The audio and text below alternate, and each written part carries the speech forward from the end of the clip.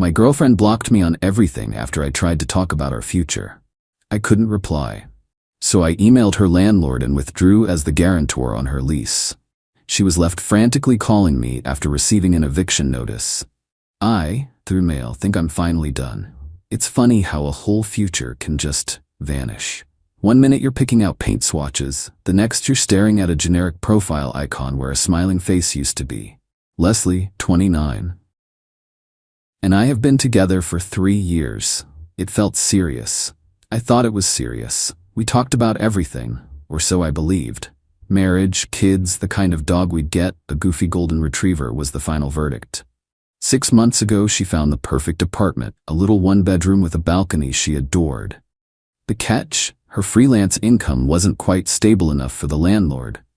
She was devastated. I didn't hesitate. I told her I'd be the guarantor on the lease. It felt like a natural step, a tangible piece of our shared future. My signature on that document felt like a promise. We spent weeks making it a home. My money, mostly. My labor, entirely. I assembled the flat-pack furniture until my hands were raw, hung the gallery wall she designed, and paid for the ridiculously expensive linen curtains she said she couldn't live without. I also paid the $2,050 security deposit. A gift, I told her. An investment in us. Last Tuesday, I brought it up, the future. Not in a pushy way, just a real way. I mentioned that with my lease ending in 4 months, maybe it was time to officially look for a place together. A 2-bedroom.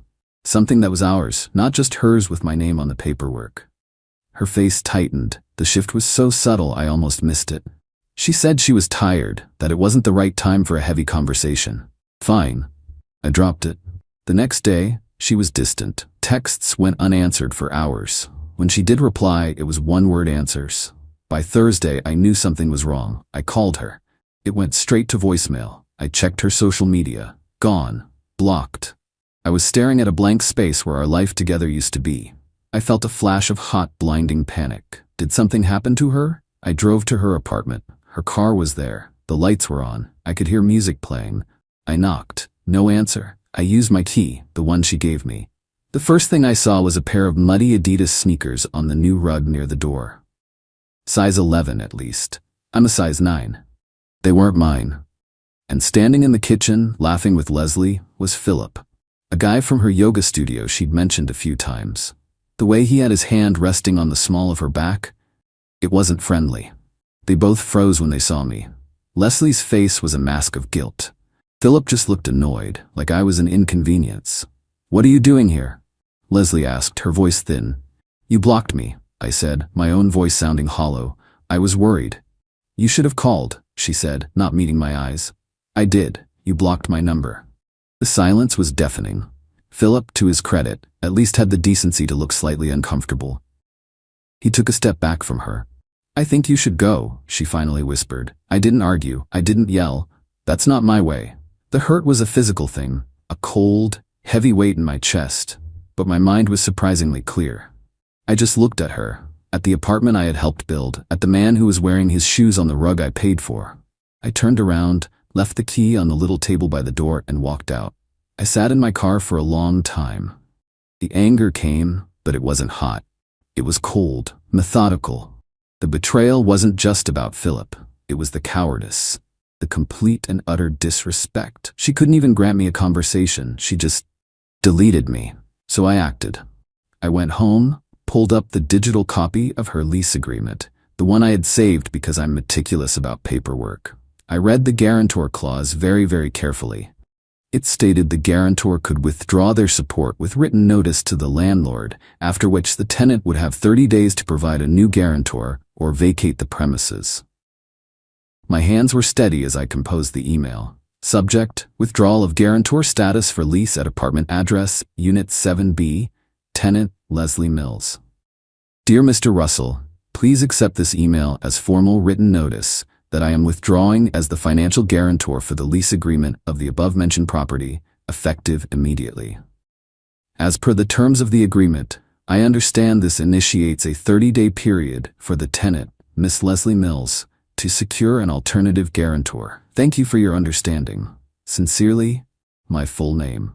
My contact information. I hit send. It was 11:47 p.m. on a Thursday night. I blocked her number. I blocked her on the one social media app she'd forgotten about. Then I turned off my phone and slept better than I had in weeks. Update 1. The weekend was quiet. Too quiet. A tense, humming silence where communication used to be.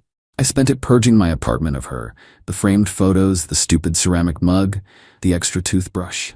It was cathartic. I felt a strange sense of peace. The hurt was still there, a dull ache behind my ribs, but it was being overshadowed by a feeling of clarity.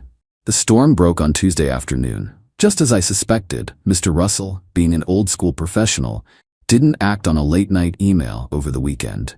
He waited until Monday to process it, drafted a formal letter, and had it sent by courier. My phone, which I had turned back on, started vibrating against my desk. It didn't stop. A string of calls from a number I didn't recognize. I let it go to voicemail. A minute later, another call from a different unknown number. And another. Then came the emails. My inbox exploded. The first one was from Leslie, her tone frantic. Subject, "Call me right now." What did you do? I just got a letter from my landlord. An eviction notice. It says you withdrew as guarantor? Is this a joke? It says I have 30 days to find a new one or I'm out. You can't do that. Call me immediately. This is insane. It wasn't an eviction notice, of course. It was a notice to cure or quit, a formal warning. But her panic was real. 5 minutes later, another one. Subject, seriously, answer your phone. My dad can't do it. His credit is a mess. You know that. You're trying to make me homeless. After everything, this is how you react? Unbelievable. You're being so childish. The lack of self-awareness was staggering. The sheer, unadulterated entitlement. There was no apology, no acknowledgement of the Adidas sneakers or the man attached to them. Just rage that her safety net had been pulled away. Then Philip decided to weigh in. An email from his account. Subject, a word, dude. I don't know what your problem is, but you need to fix this. Leslie is a wreck. You're putting her in a terrible position because you got your feelings hurt. Whatever happened between you two is your business, but messing with her housing is way over the line. Man up and call her landlord back. Don't be that guy. Don't be that guy. That one almost made me laugh. I was that guy. The guy who paid the security deposit. The guy who assembled her bed. The guy she hid from while she entertained her new boyfriend. I didn't reply to any of them. Instead, I started a new folder in my email account. I labeled it correspondence. I saved screenshots of the emails. I documented the call log. I was building a record. It felt like the right thing to do. The methodical thing to do. Leslie must have realized her anger wasn't working because the tone of her emails shifted around midnight. The rage was replaced by a cloying, manipulative sweetness. Subject, please. Okay, I know you're hurt. I should have told you about Philip. I was scared. It just happened, but we can talk about this. Please don't do this to me. I love that apartment. It's my home. Our home. Remember how excited we were when we found it? Let's not throw everything away over a stupid fight. Our home. She had the audacity to call it our home. I thought about her panic, her world being upended not by some grand, elaborate scheme, but by a single, quiet email and the predictable, bureaucratic process that followed. The satisfaction I felt wasn't about revenge, it was about balance. It was about the world making sense again. Update 2. The desperation has escalated. When the direct approach failed, Leslie and Philip pivoted to social pressure. It started with a text from a mutual friend, Alexis. Hey, I don't want to get in the middle of anything, but Leslie called me, crying. She said you're trying to get her kicked out of her apartment? Is everything okay? This was the part I was dreading, but also the part I had prepared for. I refused to let them control the narrative. Me, hey Alexis, I appreciate you reaching out. It's a difficult situation. The short version is that I went to her apartment last week after she stopped responding to me, and I found her with someone else, a guy named Philip. She had blocked me without a word. The only thing I did was remove myself from a legal and financial obligation I was no longer comfortable with. Her housing situation is a direct consequence of her own choices. I'm truly sorry she's upset, but I didn't create this problem. I hit send. It was factual, calm, and void of any overt anger. A few hours later, Alexis replied. Alexis, oh, wow, she did not mention that part. At all. I'm so sorry. One by one I got similar messages. I gave them all the same concise explanation. The tide of sympathy, I imagined, did not flow in the direction she had hoped. Meanwhile, Leslie seems to have realized that her name is on the lease, but my money paid for almost everything inside. A new email arrived. Subject: the apartment stuff. Since you're being like this, I'll need you to come get your things.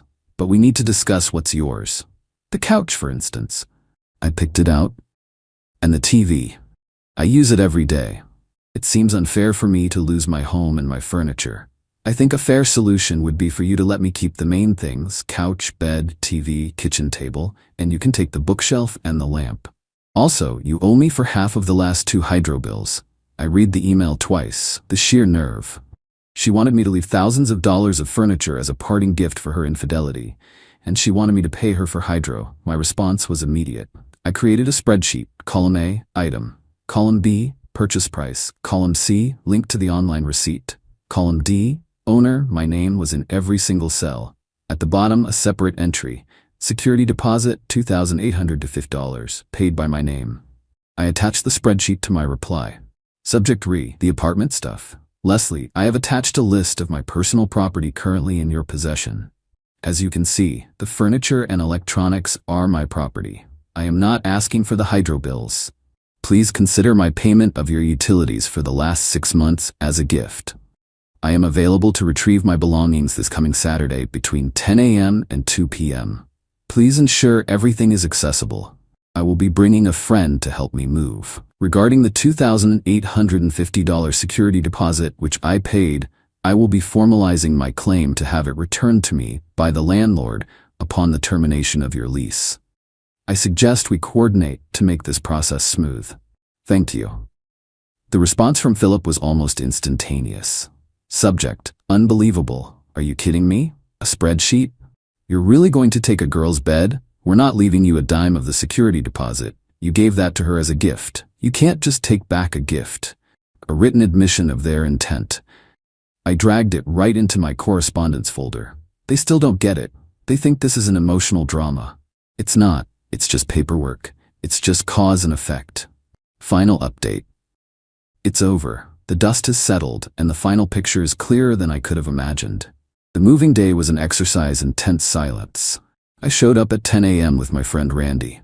Philip was there, standing behind Leslie with his arms crossed. Leslie had tried a new tactic.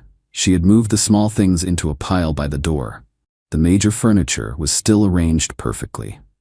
"That's what you can take," she said. I didn't argue. I simply told her, the alternative to this being a smooth process is me requesting a civil standby from the police to prevent a breach of the peace while I retrieve my documented property. It's your choice, but either way, my things are leaving today. The phrase civil standby and the implication of uniformed officers at her door did the trick. She and Philip stood by in furious silence as Randy and I dismantled and moved everything: the couch, the TV, the dining set, the bed. As we carried the mattress out, I caught her eye. There was no remorse, just the frantic look of someone who had fundamentally miscalculated. She had gambled that I would be too heartbroken to be rational. She lost. The security deposit became the final chapter. As they'd made their position clear, I took the next logical step. I sent a formal, certified letter to Mr. Russell. In it, I stated that I was the original payer of the $2,850 deposit, attached the bank statement as proof, and formally requested that upon the termination of Miss Leslie Mills' tenancy, the deposit and any accounting of deductions be sent directly to my address. I sent a copy to Leslie so she knew it was official. The ball was out of her court. I heard through Alexis that Leslie couldn't find a new guarantor. Philip, it turns out, talks a big game but has a credit score that would make a loan shark laugh. He wasn't an option. With the 30-day deadline approaching, she was forced to give notice and break her lease. About 2 weeks after she moved out, I received an envelope from Mr. Russell's management company. Inside was a check and a statement. He had deducted $600 for a lease-breaking fee and some minor cleaning charges, as per the agreement. The check was for the remaining $2,250. Some people might have let the $600 go. I am not some people. It was my money, and her actions caused the deduction. I filed a claim in small claims court for exactly $600, citing the lease-breaking fee as a direct result of the situation she created. I attached her emails and Philip's, showing their refusal to cooperate. Faced with a court summons, a mountain of evidence, and the prospect of explaining all this to a judge, she folded. 2 days before the court date, I received an e-transfer for $600. No message. Just the money. I canceled the claim.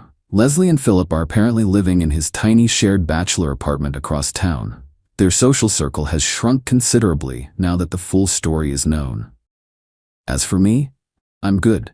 The other night I was putting together a new bookshelf in my apartment, my own apartment, that feels fully mine. The cold anger has faded, replaced by a quiet sense of satisfaction.